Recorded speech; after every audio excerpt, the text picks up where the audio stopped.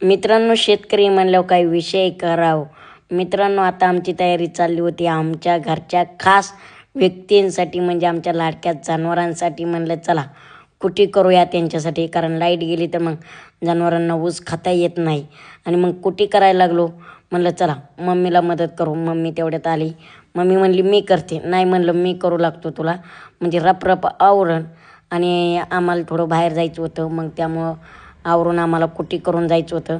मग काय मित्रांनो, तुम्हाला तर माहिती आहे आपली कामाची लकप कशी असते, झटपट झटपट पटापट, झटपट पटपट पटापट. आणि मग अशा पद्धतीने आम्ही कुटी करायला लागलो. आणि तुम्हाला माहिती कुटीचा आवाज जसा येईल तसे आमचे पाहुणे मंडळी बघतच असतात कधी आमची कुटी तयार आहे. पण एका पाहुण्याला म्हणलं नाही, संध्याकाळी डायरेक्ट. मग मी काय दुखत आहे करून भरली बाबा करक कस काय? काय रोजी एक साडेसाठी हा काहीला का तू काही बी करीती. झोपलेल्या जागेवर आता डॉक्टरला खरं खरं सांग बरं का सगळं काय नीट बोल. त्याच राहून जाईल खालून काही झाल्यामुळे काही करतच हा, आता अण्णादार यावं. अण्णाने मला सांगितलंय तुला घेऊन जा. काय माझी तर काम बाजूला तुझच. आता बकरी कधी साईड द्यायची बाबा आपल्याला, त्यांच्या हिशोबाने जावं लागेल. हळूच हा त्यांना कळत नाही असं हरणा वाजव. हा, वाजितो वाजितो.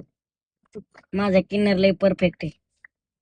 त्याचा पिक्चर होता ना, निघला होता ना माणसा परिचय मेंढी वगैरे. हा, ते तरी एकजुटीने राहतात, पण माणसं काही एकजुटीने राहत नाही. बघ ना कशी झाली साईडला. हा, पण आपली गाडी नाही ना बसत.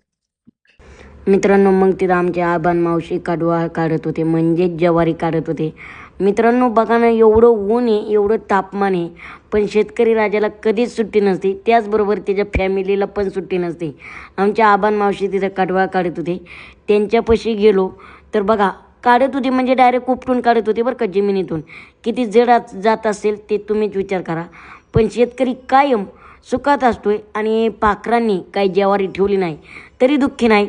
मग काही त्यांच्याशी थोडीशी चर्चा केली आणि बोललो.